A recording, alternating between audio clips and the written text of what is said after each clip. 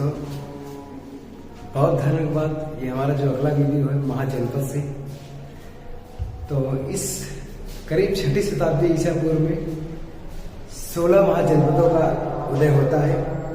और ये महाजनपद जो है, आज इन्हीं महाजनपदों के बारे में हम बात करेंगे। ये महाजनपद जो है, इनका विकास किस तरीके से हुआ और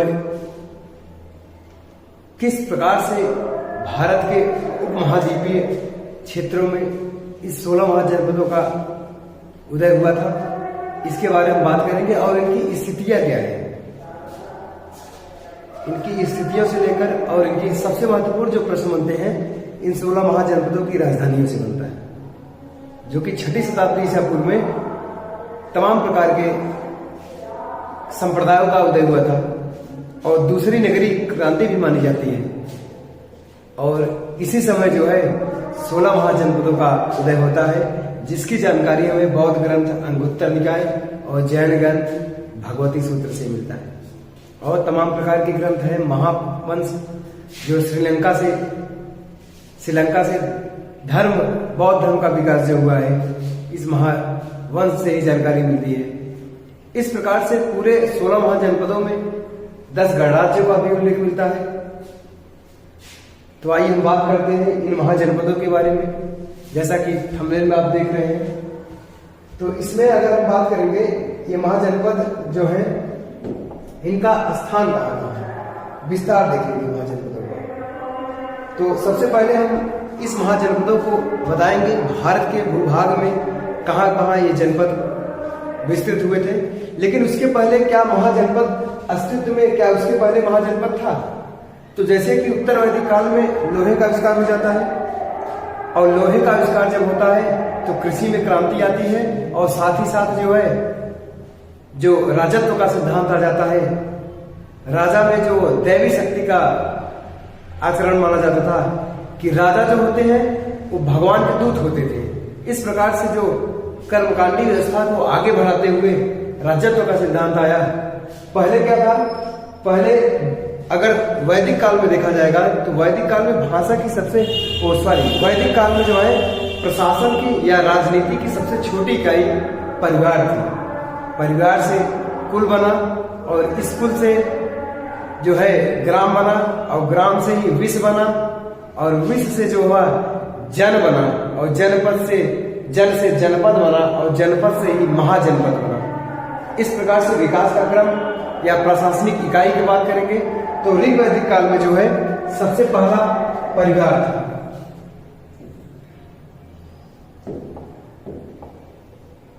ऋग्वैदिक काल में राजनैतिक जीवन की बात करेंगे। महाजनपद से पहले जो स्थितियां थी, तो सबसे पहले परिवार था, परिवार, और इस परिवार से कुल बना, और इस कुल से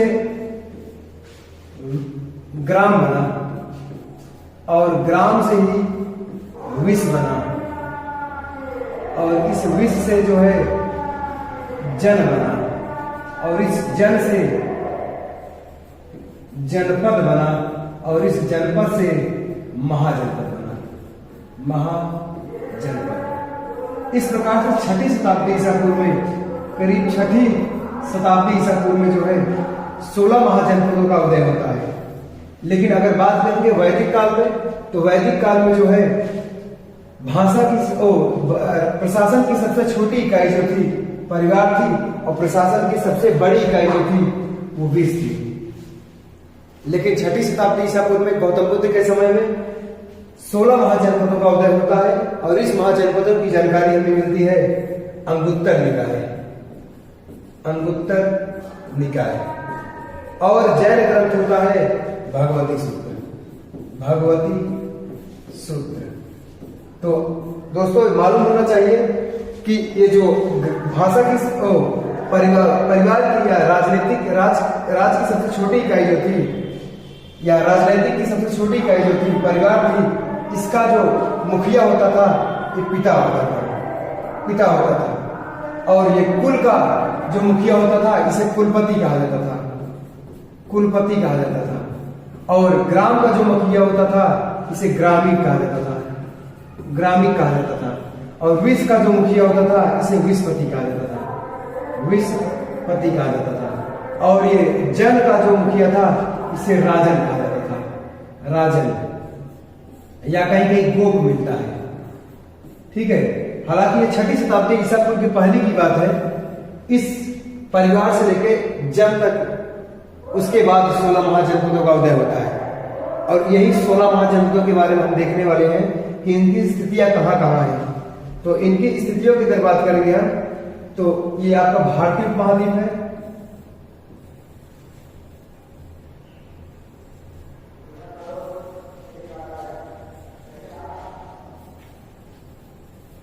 ये वर्तमान की स्थिति है। और इसके पहले की स्थिति की हम बात करेंगे, ये आपका भारत था। उस समय ये बांग्लादेश भी था, प्राचीन भारत में इस प्रकार से पाकिस्तान और अफगानिस्तान भी था। इस प्रकार में जो 16 महाजनपद हैं, इन 16 महाजनपदों की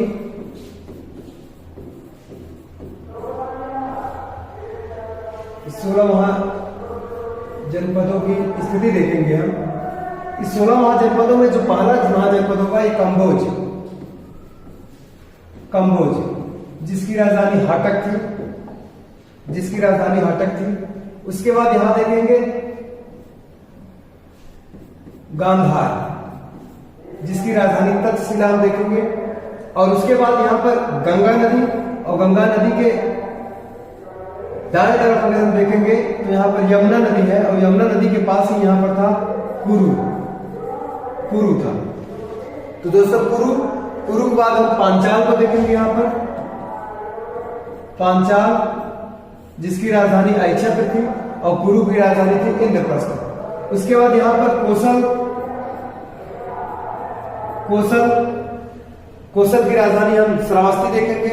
और मल्ल देखेंगे, यहां पर मल्ल था, मल्ल। और यहां था वज्जी। वज्जी जो था एक प्रकार से गणराज्य था। वज्जी संघ बहुत शक्तिशाली माना जाता है प्राचीन काल में। और उसके नीचे देखेंगे तो यहां पर सूरसेन, सूरसेन। और सूरसेन के बाद अगर हम बात करेंगे तो सूरसेन के बाद वत्स की राजधानी कौशाम्बी होता है, और सूरसेन की राजधानी मथुरा होती है। तो इस प्रकार से जो है काशी को देखेंगे हम, काशी की राजधानी वाराणसी।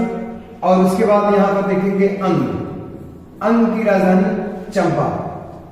और उसके बाद यहां पर सबसे दक्षिण में देखेंगे तो यहां पर था अस्मक, जिसकी राजधानी मिलती है पोतली या पोतान। ये दक्षिण भारत में पड़ता है। और पूछा जाता है दक्षिण भारत में एकमात्र महाजनपद अस्मक, जो विंध्याचल पर्वत के दक्षिण में स्थित है। और ये मान सकते हैं कि दक्षिण भारत और उत्तर भारत का बहुत ज्यादा लगाव नहीं था। लेकिन उसके बगले यहां इसे बगल में देखेंगे मत्स्य की राजधानी विराट। इस प्रकार से 16 महाजनपदों को हम देखेंगे और इनकी राजधानियों को देखेंगे।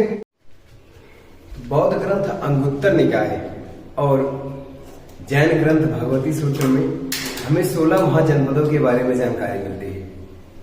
जो 16 महाजनपद जो हैं, इनका उदय जो माना जाता है 6वीं शताब्दी ईसा पूर्व में, गौतम बुद्ध के समय ही बात करेंगे तो कुल मिला के भारतीय इतिहास में 16 महाजनपदों का उदय होता है। और इन 16 महाजनपदों में सबसे महत्वपूर्ण जनपदों की अगर बात करेंगे तो 4 ही महत्वपूर्ण जनपद थे, और उसमें भी सबसे ज्यादा महत्वपूर्ण था मगध। तो इस मगध का कैसे विकास हुआ, यहाँ पर तमाम प्रकार के शासकों ने, तमाम प्रकार के राजवंशों ने यहाँ पर शासन किया। लेकिन उसके पहले जो प्रश्न बनते हैं इन 16 महाजनपदों से, इन 16 महाजनपदों से प्रश्न बनने का जो लेवल है, इनके भौगोलिक स्थिति से बनता है और ज्यादा करके इनकी राजधानियों से बनता है। तो ज्यादा कुछ है नहीं 16 महाजनपदों में। इन 16 महाजनपदों की अगर जानकारी हम बात करेंगे तो बौद्ध ग्रंथ है अंगुत्तर निकाय। कहीं कहीं गलती से यह मत करिएगा दीर्घ निकाय, क्योंकि बौद्ध ग्रंथ अंगुत्तर निकाय और जैन ग्रंथ भगवती सूत्र से हमें 16 महाजनपदों के बारे में जानकारी मिलता है। हालांकि कुछ अंगुत्तर निकाय और भगवती सूत्र का जो कुछ जनपद हैं जो अलग अलग बताते हैं, अलग अलग नामों से इन्हें रखा गया है, लेकिन जनपद वही थे। इसलिए 16 महाजनपद जो है अंगुत्तर निकाय और 16 महाजनपद जो है भगवती सूत्र एक बौद्ध ग्रंथ है। अंगुत्तर निकाय बौद्ध ग्रंथ है और भगवती सूत्र आपका जैन ग्रंथ है। इससे हमें इस 6ठी शताब्दी ईसा पूर्व में 16 महाजनपदों के बारे में जानकारी मिलती है। तो यही आइए बात करते हैं कौन सा जनपद है, महाजनपद है, जिसकी राजधानी क्या है। ठीक है, यहां से प्रश्न बनता है, तो याद रखिएगा। जैसे कि सबसे महत्वपूर्ण जनपदों में जो पहला महाजनपद होता है अंग, और इस अंग की राजधानी होती है चंपा। इस अंग की राजधानी होती है चंपा। और यहां से जैसे कि हम बात करेंगे पहले, सबसे पहले 16 महाजनपदों की जानकारी जो मिलती है, इस 16 महाजनपदों के बारे में जानकारी हमें बौद्ध ग्रंथ अंगुत्तर निकाय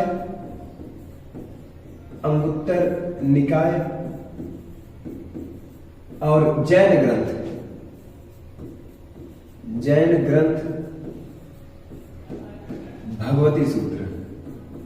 भगवती सूत्र। तो इन 16 महाजनपदों के बारे में जो जानकारी हमें मिलती है वो एक बौद्ध ग्रंथ है जिसका नाम है अंगुत्तर निकाय, और एक जैन ग्रंथ है जिसका नाम होता है भगवती सूत्र। इस जैन ग्रंथ और भगवती या जैन ग्रंथ और बौद्ध ग्रंथ से हमें 16 महाजनपदों के बारे में जानकारी मिलती है। और इस महाजनपदों में जो राजधानी है, इनके कौन से जनपद है, किसकी क्या राजधानी है, यहां से भी प्रश्न बनते रहते हैं। तो सबसे पहले और भी बहुत सारे ग्रंथ हैं, बौद्ध ग्रंथ हैं। महावंश, इस महावंश में भी हमें 16 महाजनपदों के बारे में जानकारी मिलती है। और ये महावंश जो है ये श्रीलंका के बारे में भी जानकारी मिलता है। श्रीलंका, तो प्राचीन काल में जो श्रीलंका है, यहाँ पर जो बौद्ध धर्म का विकास हुआ था, इसके बारे में जानकारी कौन देता है? महावंश। और महावंश के साथ ही साथ एक और आपका ग्रंथ है दीपवंश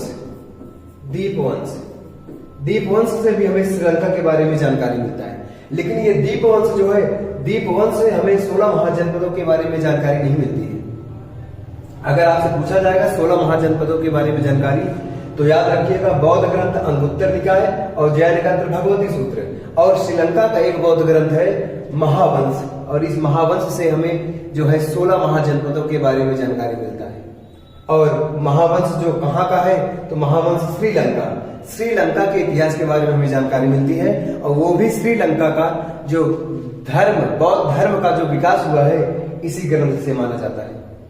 क्योंकि आप देखेंगे आगे चल के मगध जो होता है सबसे प्रसिद्ध और शक्तिशाली साम्राज्य बनता है। और उस मगध में जब मौर्यों का शासन हुआ है, चंद्रगुप्त मौर्य के बाद बिंदुसार, और बिंदुसार के बाद जब अशोक का शासन होता है, तो अशोक ने कलिंग युद्ध लड़ा। उस कलिंग युद्ध के बाद इन्होंने बौद्ध धर्म अपना लिया। और इस बौद्ध धर्म का प्रचार प्रसार करने के लिए अपने पुत्र महेंद्र और अपनी पुत्री संघमित्रा को बौद्ध धर्म का प्रचार प्रसार करने के लिए श्रीलंका भेज दिया गया था।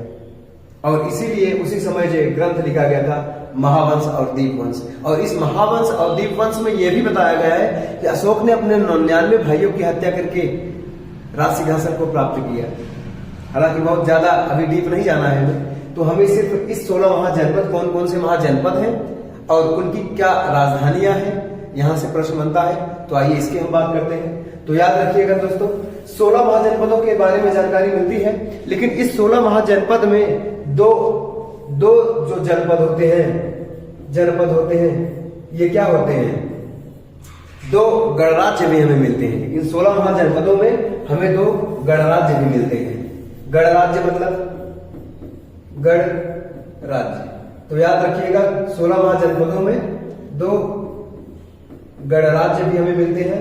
और ये 2 गणराज्य जो थे, एक मल्ल था और एक वज्जी था। तो बौद्ध ग्रंथ अंगुत्तर निकाय और जैन ग्रंथ भगवती सूत्र में हमें 16 महाजनपदों के साथ साथ 2 गणराज्य भी मिले हैं, जिसमें एक मल्ल है और एक वज्जी है। ये 2 गणराज्य का भी उल्लेख मिलता है। इस प्रकार से गणराज्यों की इसमें जो है, इसमें 10 कुल मिला के 8 राज्य माने जाते हैं, 8 गणराज्य। ये वज्र संघ भी था, ठीक है, ये संघ मिलते हैं, इसमें 8 गणराज्य मिलते हैं, इसमें 2 गणराज्य मिलते हैं। तो याद रखिएगा, यहाँ पर राजा का शासन न होकर के प्रजा का शासन था। यहाँ पर मल्ल और वज्र में राजा का शासन न होकर प्रजा का शासन था। और ये वज्र जो संधि था, वज्र जो था, इसकी जो राजधानी रही वैशाली, और ये वज्र जो है सबसे ताकतवर संघ माना जाता था उस समय का। यहाँ पर मगध के जितने भी राजा हुए आक्रमण करने की चाह थी इनकी, लेकिन यहाँ पर इतना ज्यादा माना जाता है, इतना ज्यादा विश्वास था इन आपस में ही, आपसी सहमति इतना ज्यादा था कि कोई विदेशी आक्रांता या आसपास के पड़ोसी महाजनपद पे आक्रमण नहीं कर सकते थे। तो इस प्रकार से हम आइए बात करते हैं जो आपको वनडे एग्जाम से या तमाम प्रकार के एग्जामों में जो यहाँ इनके महाजनपद और उनकी राजधानियों से प्रश्न बनता है, तो उसकी हम चर्चा करते हैं। लेकिन याद रखिएगा दोस्तों, 16 महाजनपदों के बारे में जानकारी हमें बौद्ध ग्रंथ अंगुत्तर निकाय और जैन ग्रंथ भगवती सूत्र और महावंश से भी हमें 16 महाजनपदों के बारे में जानकारी मिलती है। और इसमें 2 गणराज्य, 2 संघ थे, मल्ल और वज्जी। और वज्जी सबसे शक्तिशाली संघ माना जाता था। यहाँ पर जनता का शासन था, प्रजा का शासन था, प्रजा के द्वारा यहाँ के मुखिया का चुनाव होता था। लेकिन यहाँ पर अन्य जो 14 जो महाजनपद है, यहाँ पर राजा का शासन होता था। और इस 16 महाजनपदों में सबसे महत्वपूर्ण और सबसे शक्तिशाली जो जनपद होगा वो मगध होगा। और इसी मगध के बारे में हमें आगे मगध के उत्कर्ष के बारे में हमें पढ़ना होगा, जिसका पहला वंश माना जाएगा इस मगध का हर्यक वंश। तो आगे बात करेंगे हर्यक वंश के बारे में, जिसके संस्थापक बिंबिसार होते हैं। और बिंबिसार अपने साम्राज्य का विस्तार जो होता है, वैवाहिक संबंध स्थापित करके अपने साम्राज्य का विस्तार करता है। और उसी का पुत्र होता है अजातशत्रु, और अजातशत्रु ही अपने पिता की हत्या करता है, और अजातशत्रु का पुत्र भी अपने पिता की हत्या करता है। इसलिए मगध का जो पहला राजवंश है उसे पितृहंतक वंश भी कहा जाता है। तो आइए हम बात करते हैं दोस्तों यहां से। तो जो पहला जो आपका महाजनपद है, इस महाजनपद की राजधानी है चंपा। इस महाजनपद की राजधानी है चंपा।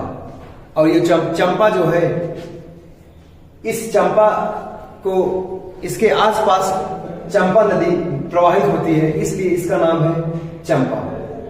और दूसरा जो राजवंश है मगध, यही मगध सबसे शक्तिशाली माना जाएगा। ठीक है, इसकी कई राजधानियां बनी। पहली राजधानी जो थी गिरिव्रज थी, गिरिव्रज। और फिर उसके बाद इसी को राजगृह कहा गया है, इसी को राजगृह कहा जाता है। और इसी को जो है वैशाली भी आगे चल के इसकी राजधानी बनती है। और पाटलिपुत्र भी इसकी राजधानी बनती है, इसकी पाटलिपुत्र। ठीक है, पाटलिपुत्र। जैसा कि जो मगध था, इसकी प्रारंभिक राजधानी गिरिव्रज मिलती है। शुरुआती तौर पर इसकी प्रारंभिक राजधानी गिरिव्रज मानी जाती है। उसके बाद राजगृह बनती है। और वैशाली, जो नाग वंश का शासक होता है शिशुनाग, अपनी राजधानी वैशाली बनाता है। और उस वहीं पर जो है द्वितीय बौद्ध संगीति का आयोजन करवाता है। और उसके बाद पाटलिपुत्र, इस पाटलिपुत्र की स्थापना अजातशत्रु का पुत्र उदयन के द्वारा किया जाता है। और पाटलिपुत्र अशोक के समय में एक राजधानी के रूप में, मगध की राजधानी के रूप में उभर कर आया, जिस स्थापना इसका उदयन करता है, जो हर्यक वंश का होता है।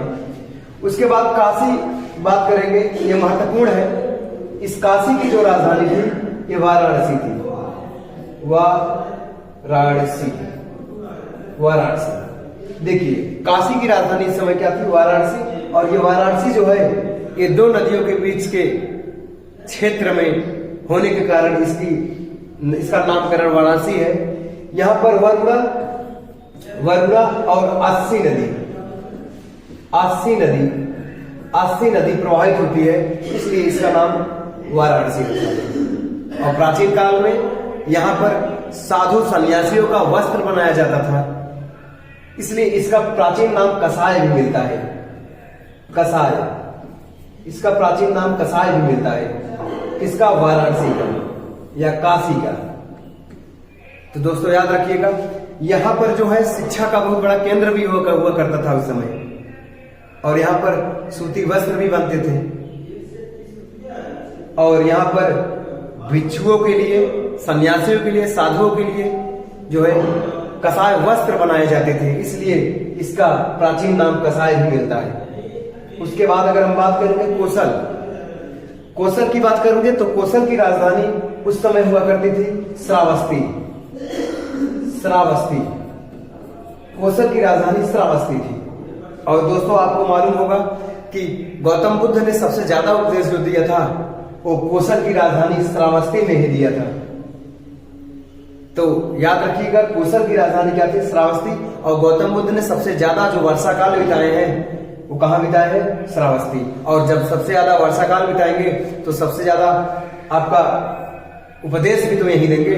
तो श्रावस्ती में याद रखिएगा कोसल की उस समय राजधानी 16 महाजनपद में कोसल की राजधानी श्रावस्ती थी। और यहीं पर श्रावस्ती जो है का एक डाकू होता है अंगुलीमाल।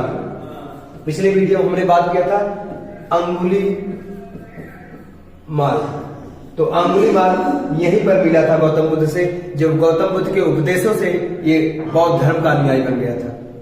तो इस प्रकार से कोसल की राजधानी श्रावस्ती याद रखिएगा। और श्रावस्ती उत्तर प्रदेश का इस समय सबसे कम साक्षरता वाला जिला है दोस्तों। तो याद रखिएगा उत्तर प्रदेश के, अगर उत्तर प्रदेश की तैयारी कर रहे हैं कोई एग्जाम की, तो याद रखिएगा उत्तर प्रदेश का सबसे कम साक्षरता वाला जिला श्रावस्ती है। और यहीं पर गौतम बुद्ध ने सबसे ज्यादा उपदेश दिया था। तो उस समय अगर बात करेंगे वज्र की, तो वज्र की राजधानी हुआ करती थी वैशाली। तो वज्र की राजधानी क्या हुआ करती थी? वैशाली। वैशाली, अगर वैशाली की बात करेंगे तो ये का संघ था, ये राज्य संघ था, गणराज्य था एक प्रकार से 16 महाजनपदों का। इसमें कुल 8 गणराज्य मिले हैं। वज्र में कुल हमें 8 गणराज्य मिले हैं। जो 10 गणराज्यों में 8 गणराज्य वज्र के हैं। और वज्र की उस समय राजधानी क्या हुआ करती थी? वैशाली। और जानते हैं गौतम बुद्ध ने सबसे पहले महिलाओं को जो प्रवेश किया था बौद्ध धर्म में, वो वैशाली से ही प्रारंभ किया था। वैशाली में ही सबसे पहले गौतम बुद्ध ने बौद्ध संघ में महिलाओं को प्रवेश किया था। और वैशाली की नगर वधु थी, नगर वधु, नगर वधु।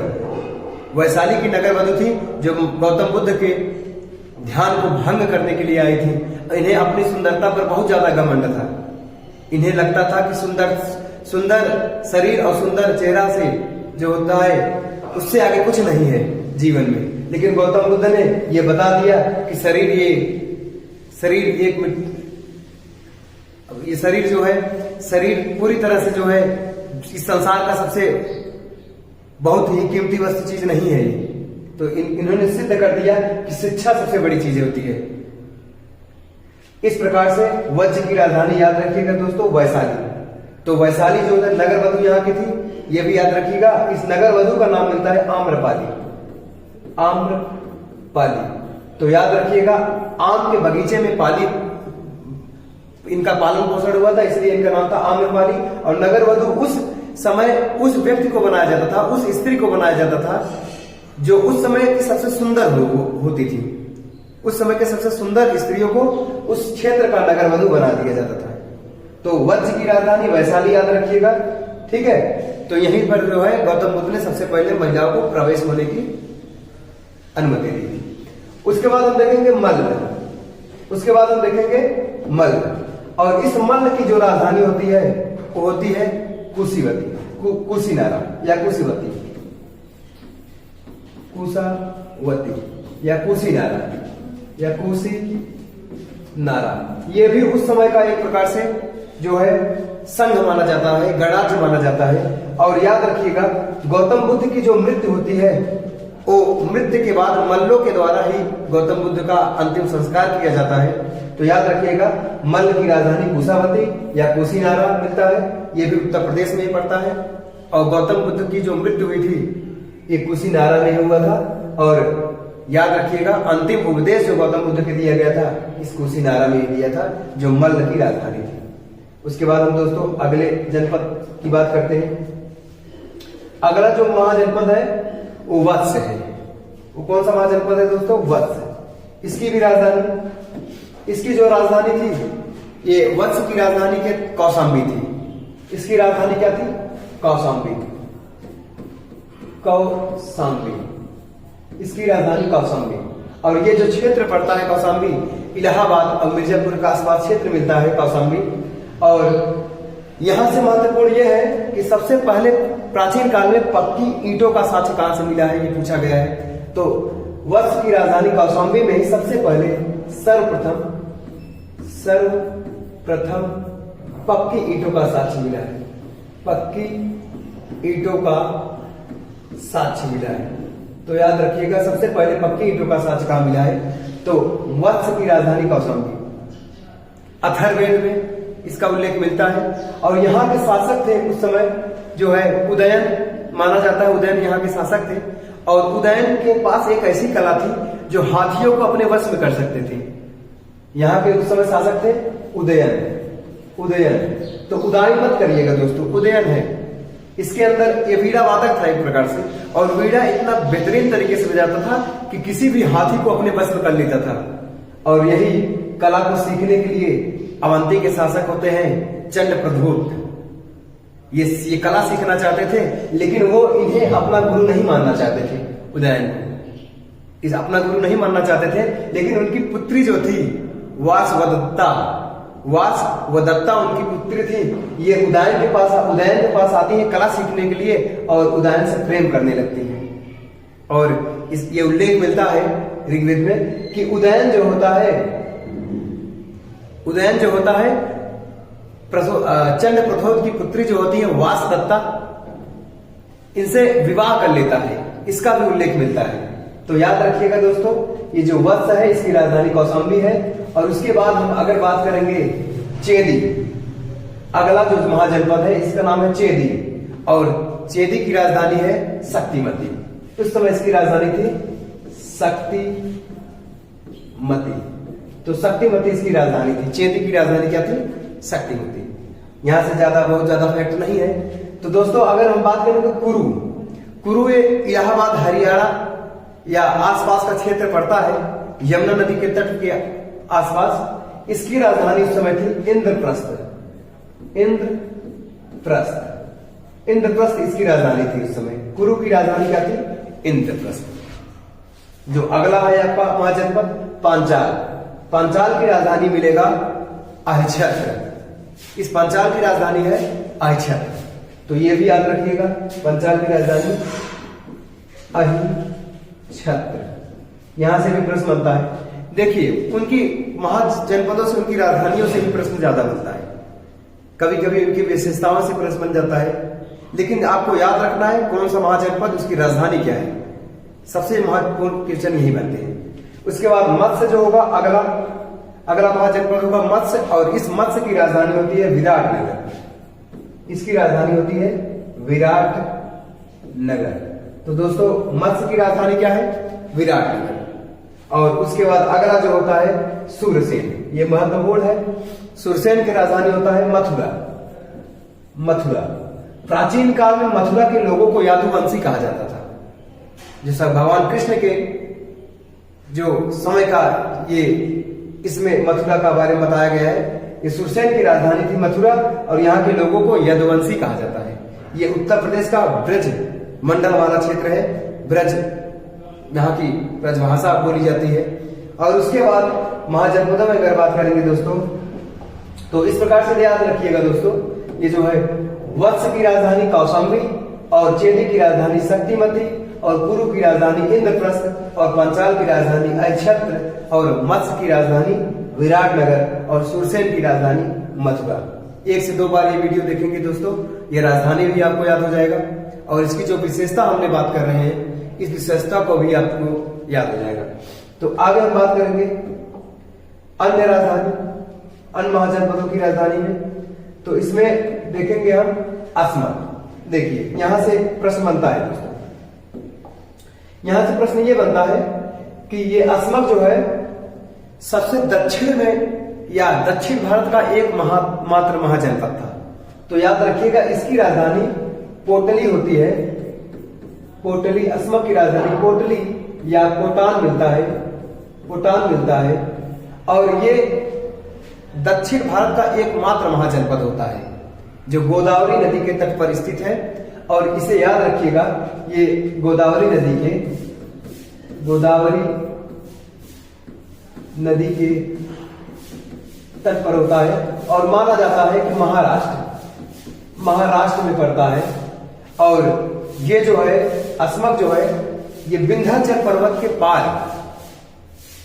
तो ये अनुमान लगा सकते हैं कि दक्षिण भारत और उत्तर भारत से बहुत ज्यादा उस समय संबंध अच्छा नहीं था, इसलिए माना जाता है दक्षिण भारत का एकमात्र महाजनपद। तो दोस्तों याद रखिएगा, यहां से प्रश्न बनता है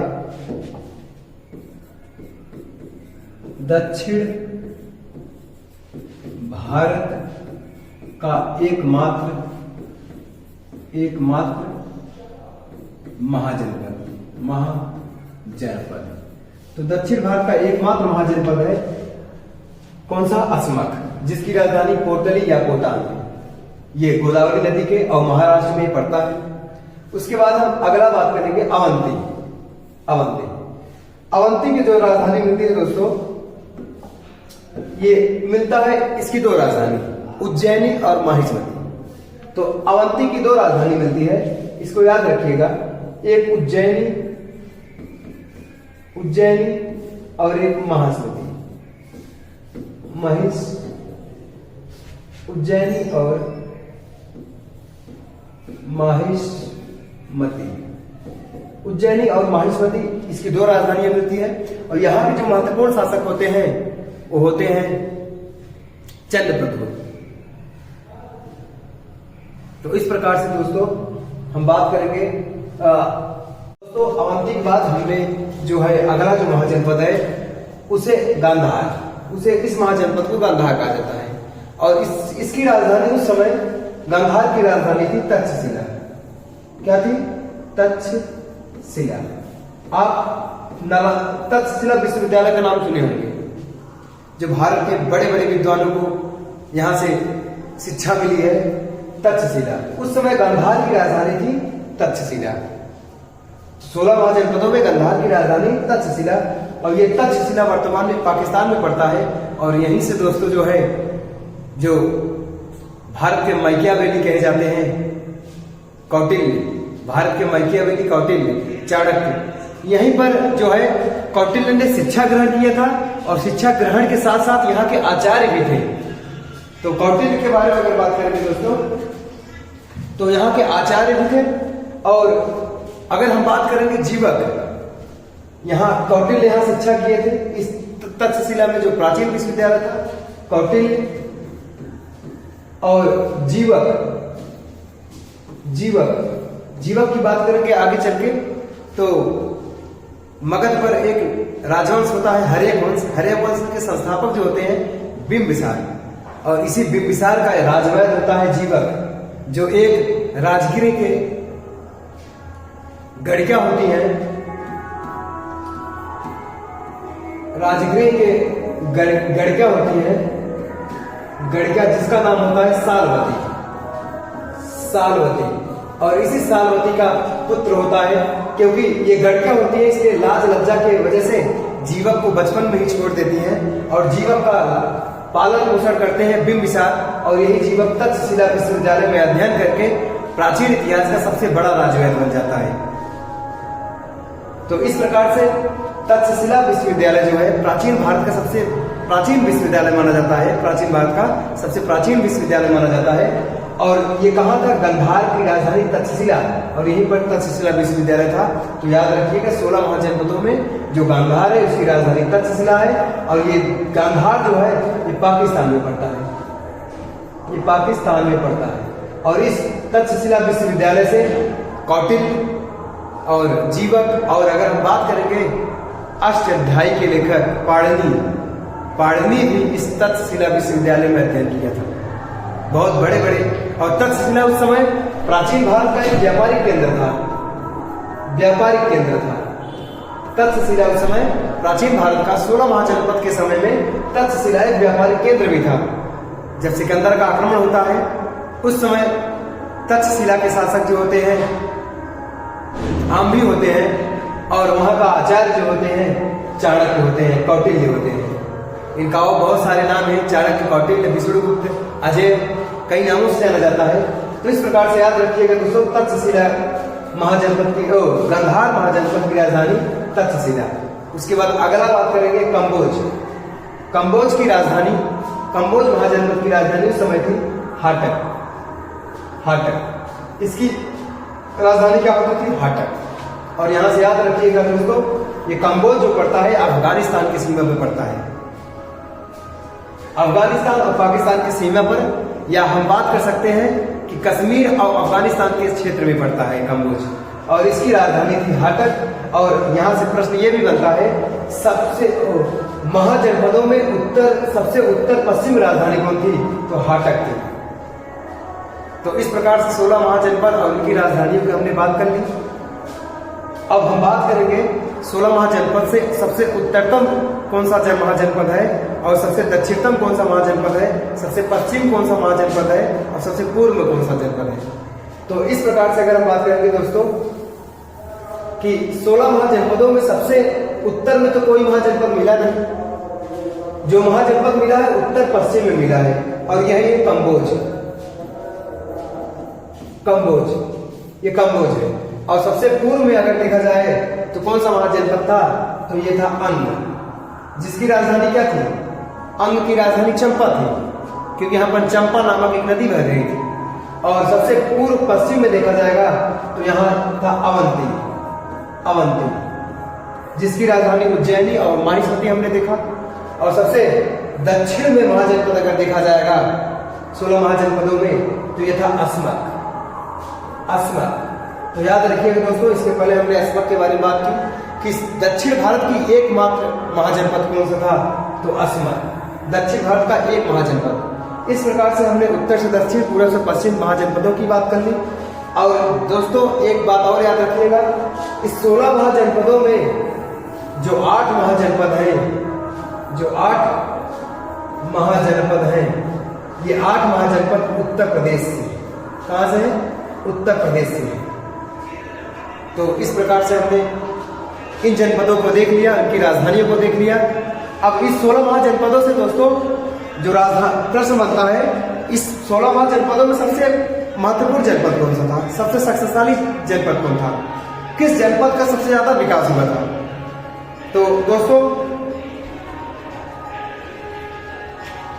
इस 16 महाजनपदों में सबसे महत्वपूर्ण जो जनपद है वो था मगध। नेक्स्ट वीडियो में हम मगध की बात करेंगे। मगध का ही विकास और मगध ही सबसे ज्यादा शक्तिशाली किस लिए बना, इसके पीछे कारण ये था कि मगध सबसे ज्यादा शक्तिशाली ये था कि ये गंगा और सोन नदी के दबाव क्षेत्र में था, और विशाल प्राचीन पर्वत जो होते हैं इनकी रक्षा कर रहे थे। कोई भी आक्रांता इस पर आक्रमण नहीं कर सकते थे। उस समय महाजनपदों में सबसे शक्तिशाली जो था वैशाली भी था, और ये वैशाली के लोग यहाँ पर आक्रमण नहीं कर सकते थे, क्योंकि प्राकृतिक इसका रक्षा कर रहे थे। और दोआब का क्षेत्र जो होता है, तो नदियों के बीच की जो भूमि होती है दोआब, यहाँ पर जो होता है फसल, कृषि के क्षेत्र में बहुत अच्छा भूमिका होता है इसका, और इसलिए सबसे ज्यादा समृद्ध कौन बना? मगध। और मगध से ही बात करेंगे, जो मगध का पहला राजा होता है बिंबिसार, जो मगध वंश का हर एक वंश का माना जाता है। तो आगे नेक्स्ट वीडियो में हम मगध की बात करेंगे।